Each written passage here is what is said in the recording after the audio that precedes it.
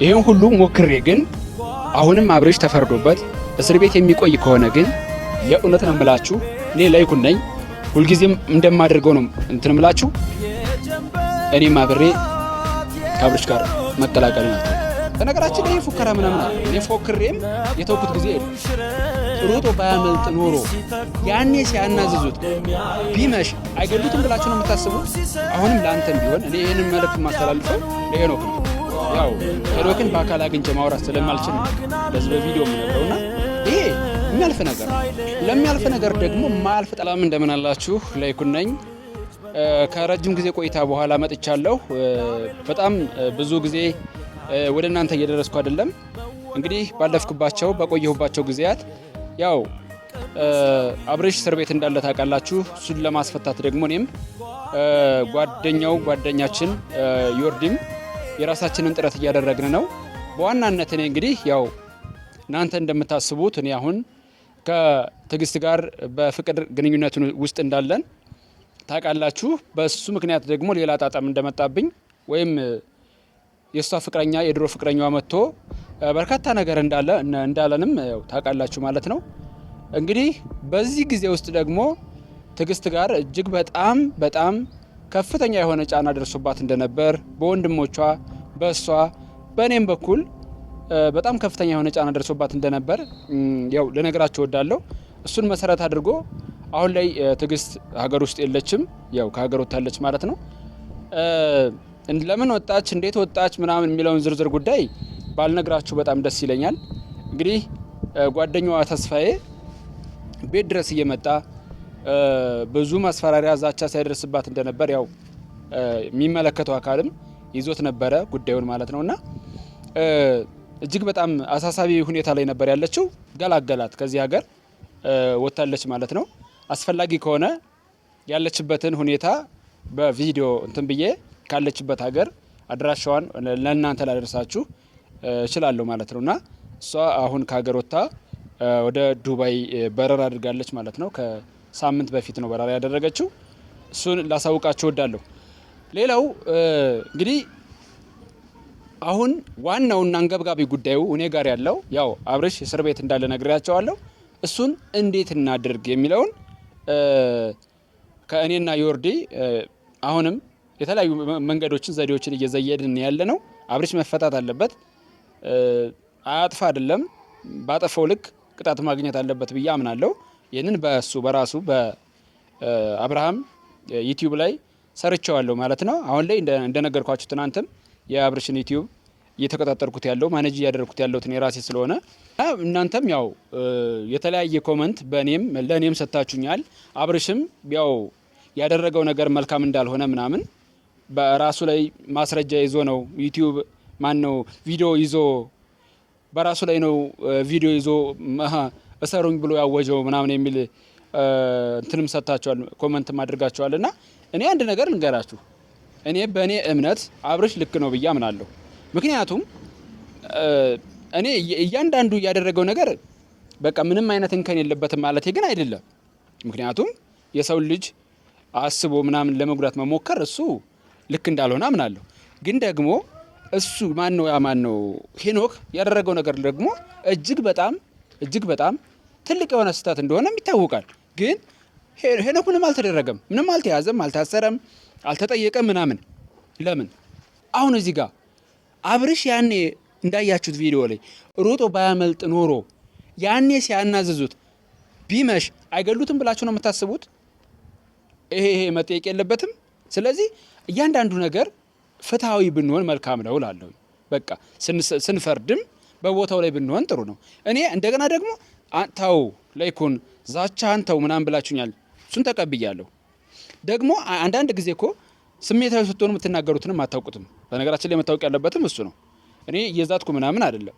እኔ አሁንም ቢሆን አብርሽ ከሚታሰር በእውነቱ እኔ በገባ ደስ ይለኛል። ምክንያቱም አብርሽ እዚህ መሆኑ በጣም ጥሩ ነው በቃ ለእኔ ማለት ነው። አሁንም እኮ እያንዳንዱ ነገር በህይወቱ ላይ መልካም ያልሆነ ነገር እየመጣ ያለው እኔ ከጎኑ በመለየቴ ነው ብዬ አስባለሁ። ስራ መጀመሬ ቀን ከቀን ከሱ ጋር ባለመገናኘቴ ምናምን እንዲህ አይነት ነገር መጥቶበታል። ስለዚህ እኔ በጣም የሚያሳዝን ህይወት ነው፣ የሚያሳዝን ስራ ነው እየተሰራ ያለውና እኔ በምችለው አቅም አሁንም ቢሆን እኔ እስከምታመም ድረስ እያሰብኩ ነው ያለሁት። እሱ አሁንም ኦልሞስት አሁን 12 ሰዓት እየሆነ ነውና አይቼው ነው የተመለስኩት። እያሳለው ነው፣ አሞታል በጣም። አሁን ይሄ ልጅ አሁን ነገ ምናምን ይመስለኛል እንትን አለው፣ ይሄ ምንድነው የፍርድ ቤት ቀጠሮ አለው። አሁን እዛ ሄዶ እንግዲህ ቢፈረድበት ምናምን እና ድጋሚ ከታሰረ በእርግጠኝነት ነው ተፈርዶበት ከታሰረ በእርግጠኝነት አብርሽ በጣም እንደሚታመምና ችግር እንደሚፈጠርበት ነው እንትን የሚባለው የሚታሰበውና እኔ የማስበውም እንደዛ ነው። ስለዚህ እባካችሁ እኔ የሚቻለኝን ነገር አደርጋለሁ። እናንተም ደግሞ አብርሽ የምታውቁት ነው፣ ለሰው ብዙ ነገር ያደርጋል። በሚያምነው ባስጠጋው ባገዘው በሄኖክ ነው የተጎዳው። በሄኖክ ነው የሁሉ እንትን እየደረሰበት ያለውና ሄኖክን ምን አድርገው ነው የምትሉኝ?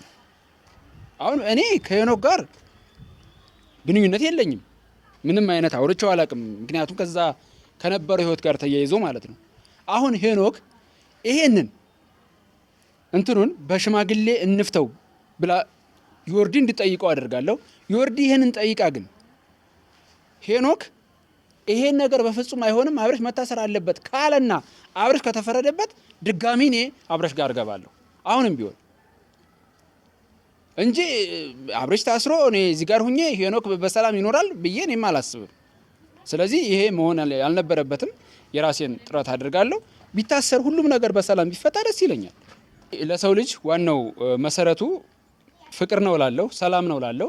ከዛ በተረፈ ግን አንዱ በሰላም እየኖረ አንዱ እዚህ ጋር የሚያላግጥበት ነገር አለ ብዬ አላምንም። በነገራችን ላይ መታሰር፣ መደብደብ፣ ችግር ውስጥ መግባት፣ መውደቅ፣ መነሳት ሰዋዊ ባህሪ ነው። እሱም ደግሞ ለወንድ ልጅ ይሄ ደግሞ በጣም ቀላል ነገር ስለሆነ ማለት ነው። ወንድ ልጅ ይታሰራል፣ ግን ደግሞ ይወጣል። ታስሮ የሚቀር ማንም የለም ህይወቱ ካልጠፋ በስተቀረ ማለት ነው እዛው። ስለዚህ እንደዚህ ይሄ ቀን ሊያልፍ ነገር አላስፈላጊ ነገር ማድረግ ይሄ በጣም ጥሩ ነው ብዬ አላምንም። እና አሁንም ለአንተም ቢሆን እኔ ይሄንን መልእክት ማስተላልፈው ለሄኖክ ነው። ያው ሄኖክን በአካል አግኝቼ ማውራት ስለማልችል ነው እንደዚህ በቪዲዮ የምነግረውና ይሄ የሚያልፍ ነገር ነው። ለሚያልፍ ነገር ደግሞ ማያልፍ ጠባሳ ጥሎ ማለፍ ይሄ በቃ አላስፈላጊ ነው ብዬ አምናለሁ። እና አብርሽ እንደሚወጣ አምናለሁ፣ ታስሮ እንደማይቀር አምናለሁ። ግን ከዛ በኋላ የሚፈጠረውን ነገር አሁንም ቆም ብሎ ማሰብ ተገቢነት አለው ብዬ አምናለሁ። እንግዲህ የሰው ልጅ መታሰር፣ መፈታት፣ በመውደቅ መነሳት ይሄ እንደነገርኳችሁ በማንም ላይ ሊደርስ የሚችል ነገር ነውና ይሄ ደግሞ ከኔ ከራሴ ከህይወቴም የምታውቁት ነገር ነው፣ እኔም የማውቀው ነገር ነው። የሚገርመኝ ነገር ምንድነው ያች ትንሿን ብትሆን ሄኖክም ብትሆን ራሱ እኔ በምን ተገናኙ ነው እኮ። እኔ የሚገርመኝ ነገር ምንድነው በምን ተገናኙ ትንሿና ሄኖክ ዮርዲን ፈለገ። ትንሿ ምን ልትሰራ መጣች? እንዴትስ ተገናኙ? ስለዚህ የጠላቴ ጠላት ወዳጄ ነው በሚለው ሁለቱ ተገናኙና አብርሽን ይዞ ሌላ አስፈላጊ ነገር ማድረግ፣ ማገት፣ ማንገላታት ምናምን ይሄ ለምን አስፈለገ?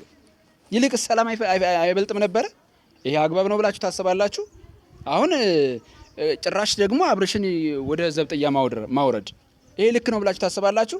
በምንም ተአምር ይሄ ልክ ነው የሚል አካል አለ ብዬ አላምንም። አሁንም የምጠብቀው እኔ ነገን ነው። ምክንያቱም ነገ ላይ አብርሽ የፍርድ ቤት ቀጠሮ አለበት። የፍርድ ቤት ቀጠሮ ላይ እኔ ደግሞ ግድ መገኘት አለብኝ። ያኔ ፍርዱ ተፈርዶ በእርግጥ ፍርድ ቤቱ ምን ይፈልጋል? መረጃ ይፈልጋል። መረጃው ደግሞ በቂ መረጃ አለው፣ ቪዲዮ ይዘዋል ማለት ነው። ስለዚህ መረጃውን ይዘውታል፣ የቪዲዮ መረጃ ይዘዋል። እሱ ያላቸው ነገር አለ፣ በጣም ብዙ ነገር ምናምን ብሏቸዋል። በቃ ከበቂ በላይ መረጃ ይዘናል ብለው እንትን ብሏል። በነገራችን ላይ እኔ ራሴ ለአብርሽ መከላከያ የሚሆን ከበቂ በላይ መረጃ ይዣለሁ። ለምሳሌ ከዚህ በፊት ሲያንገላቱት የነበረ ቪዲዮ አለ፣ የድምፅ እንትን አለ፣ መረጃ አለኝ፣ የቴክስት መረጃ አለኝ፣ የተለያየ መረጃ ይዣለሁ፣ አሰናድቼ ይዣለሁ። ስለዚህ ይሄንን መረጃ ደግሞ እኔ ይዤ ሄጄ ለሚመለከተው አካል አቀርባለሁ። ከዛ እነሱ የያዙት መረጃና እኔ ያዝኩት መረጃ ይነጻጸር። እኔ መከላከያ ሀሳብ አለኝ፣ እነሱ የራሳቸውን የክስ እንትን ብለው መረጃ ይዘዋል። ይሄንን አቀርብለታለሁ። ስለዚህ እነሱ ይሄ አብርሽን እንዲታሰር ያደረጉበት መንገድ ምን እንደሆነ ስለያዙ መረጃውን ስለያዙ እኔ ደግሞ አብርሽ የሚፈታበትን አብርሽ ነፃ የሚወጣበትን መንገድ መረጃዎችን ይዣለሁ። ይሄንን ደግሞ አስረዳለሁ። እኔ የማስረዳቱ እንትኑም አለኝ። በቃ ችግር የለብኝም ለዚህ ማለት ነው። ምክንያቱም እያንዳንዱ ነገር አብርሽም እኔ በነበርኩበት ጊዜ ወይም እኔ ስታሰር በነበረበት ጊዜ እያንዳንዱ ምን አይነት ጥያቄዎች እንደሚጠየቁ ራሱ ምን አይነት መረጃዎቹ ተገቢነት እንዳላቸው በፍርድ ቤቱ ተቀባይነት ያላቸውና የሌላቸው መሆናቸውን የትኛው እንትን ደግሞ የትኛው መረጃ ደግሞ ከየትኛው አንፃር መታየት እንዳለበት በእኔ በራሴ ያየሁት ነገር ስለሆነ አብርሽን ለማስፈታት የራሴን እርምጃ እወስዳለሁ ማለት ነው። እርምጃው ቦክስ አይደለም፣ እርምጃው ቦምብ አይደለም፣ እርምጃው ሌላ ተቀጣጣይ ነገር አይደለም፣ ምናምን አይደለም። እርምጃ የኔ እርምጃ መረጃን ማሰናዳትና ለሚመለከተው አካል መስጠት ነው። ይሄ ነው። ስለዚህ የትኛው መረጃ የተሻለ አቅም አለው የሚለውን እኔ ራሴ አሰናድቼ ይዣለሁኝ። እሱን በእርግጠኝነት ነው የምላችሁ ከ2 ቀን ከ3 ቀን በኋላ የምታዩት ይሆናል። አብርሽ ይወጣል በእርግጠኝነት። ምክንያቱም እኔ የያዝኩት መረጃ የቪዲዮ ማስረጃ፣ የቴክስት እና የቮይስ መረጃዎች ከበቂ በላይ ናቸው። አንዳንድ ጊዜ ነገሮች ህግ ከመድረሳቸው በፊት በሰላም ቢፈቱ በሽማግሌ ቢፈቱ አግባብነት አላቸው ብዬ አስባለሁ። ሽማግሌዎች ደግሞ እኔ የተላኩት ሁሉ ሽማግሌዎች ኖ በቃ አይሆንም አብርሽ መታሰር አለበት ብሎ እኔ የእውነት ነው የምላችሁ። አንዳንድ ጊዜ ልንገራችሁ፣ ያመናችሁት ሰው ያስጠጋችሁት ሰው ብዙ ነገር ያደረጋችሁለት ሰው ያለበሳችሁት የመገባችሁት ያጎረሳችሁት ሰው በኋላ ተገልብጦ ሲጎዳችሁ እንደ ማየት የሚያም ነገር የለም። ሄኖክም ያደረገው እንደዚህ ነው። መጀመሪያም ቢሆን ተው፣ ይሄንን ልጅ አትጠገው፣ ሰዎቹንም አትመን፣ አንተ ትጎዳለህ እያልኩኝ አብርሽን መጀመሪያም ቢሆን ስነግረው ነበር። ይሄው ዛሬ ላይ ባጎረስኩ ተነከስኩ አይነት ነገር ሆነና ዛሬ እስር ቤት መግቢያ ምክንያት ሆኖበታል ማለት ነው። ይሄ መሆን አልነበረበትም። ስለዚህ የሰው ልጅ አያጠፋም አይደለም ያጠፋል፣ አይሰሳትም አይደለም ይሰሳታል። ተደጋጋሚ ሲሰሳት ግን ያስጠላል። ዛሬም ስህተት፣ ነገም ስህተት፣ ቀጣይም ስህተት፣ ሁልጊዜ ስህተት በስህተት ሲደጋገም እጅግ በጣም ይደብራል። ስለዚህ እኔ የያዝኳቸው መረጃዎች አብርሽን ነፃ ያወጣሉ ብዬ አስባለሁኝ። ይሄን ሁሉ መረጃ ይዤ ግን ይሄን ሁሉ ሞክሬ ግን አሁንም አብርሽ ተፈርዶበት እስር ቤት የሚቆይ ከሆነ ግን የእውነት ነው የምላችሁ እኔ ላይኩን ነኝ። ሁልጊዜም እንደማደርገው ነው እንትን የምላችሁ። እኔም አብሬ ከአብርሽ ጋር መቀላቀልን አልተውም። በነገራችን ላይ ይሄ ፉከራ ምናምን አይደለም። እኔ ፎክሬም የተውኩት ጊዜ የለም የማላደርገው። በነገራችን ላይ ወንድ ልጅ አደርገዋለሁ ብሎ ፎክሮ ሲቀር እንደ ሳተ ነው የሚቆጠረው። ውድቀቱ የሚጀምረውም ያኔ ነው። እኔ ግን አደርገዋለሁ ብዬ ይሄንን አደርጋለሁ ብዬ የተውኩት ጊዜ የለም። ሰው ፍርሃት አያሸንፈው፣ የሚያሸንፈው ተስፋ መቁረጥ ነው። እኔ ደግሞ ተስፋ አልቆርጥም። ስለዚህ እኔም ይህንን መረጃ ይዤ ሄጄ ለሚመለከተው አካል አስረድቼ ይሄ ነገር ውድቅ ከተደረገብኝ አሁንም የማደርገውን እኔ ነኝ የማውቀውና ተመልካቾች አብርሽ እንዲፈታ ጸልዩ። እኔም ወደ ስራዬ እንድመለስ አብርሽ መፈታት ግድ ስላለበት ይህንን ማድረግ አለብንና አብርሽ በቃ ንጹህ ሰው ነው ብዬ ባላምንም ወይም ደግሞ ምንም አላጠፋም ብዬ ባላምንም መፈታት ግን እንዳለበት ይሰማኛል። ጥፋት የሁለታቸውም ነው። ሁለታቸውም በቃ መካስ ካለበት መካስ አለባቸው ወይም መካስ አለበት ሄኖክም ቢሆን ማለት ነውና ሄኖክ ጥንቃቄ አድርግ እላለሁኝ። በስተመጨረሻ እንግዲህ ያው በመግቢያዬ ነካ አድርጌላችሁ አልፌያለሁ። ፍቅረኛዬ ትዕግስት ያው ከሀገር ወጥታለች ማለት ነው። ከዚህ በኋላ ከሷ ጋር የምንቆየው ጊዜ ያበቃለታል ማለት ነውና እኔ በጣም ደብሮኝ ነው የሰነበትኩትኝ። ከ12 ቀን በላይ ነው የቆየሁትና ይህንን ስነግራችሁ በታላቅ ሀዘን ውስጥ ሆኜ ነው። ሰው ደጋግሞ ሲጎዳ እንደማየት መጥፎ ነገር የለምና ደጋግሜ የተሰበርኩ ያክል ነው እየተሰማኝ ያለው እና እንግዲህ ቀጣይ ይዤላችሁ እመጣለሁ እንጂ አሁን ላይ ያው የሚያስጠላ ህይወት ውስጥ እንዳለው ነው እየነገርኳቸው ያለሁት። ደግነቱ ስራ እየሰራሁ ነው። በቃ ስራዬ ላይ ያለሁኝ፣ በስራ ገበታ ላይ አለሁኝ። በዛውም ጥሩ የሆነ ፐርፎርም እያደረግኩ ነው ያለሁት እና ጥሩ ስራ እየሰራሁ ነው ያለሁት። እወዳቸዋለሁ፣ አከብራቸዋለሁ ተመልካቾቼ። ስለቆየሁ በእለት ከእለት መረጃዎችን ባለማድረሴ እጅግ በጣም ታላቅ ይቅርታ ላለሁኝ። እወዳቸዋለሁ፣ አከብራቸዋለሁ። ግን አሁንም የማልዘነገው ነገር ምንድን ነው የመጀመሪያ ወር ደሞዜን ኬክ ቆርሳለሁ ብያቸዋለሁ። እሱን አደርገዋለሁ በእርግጠኝነት። የመጀመሪያ ደሞዜ አሁን እየደረሰም ስለሆነ ማለት ነውና ምናልባት አብርሽም ደግሞ ተፈቶ አብሮኝ የሚሆን ከሆነ እጅግ በጣም ነው ደስ እያለኝ የማደርገው ማለት ነው። እወዳቸዋለሁ፣ አከብራቸዋለሁ።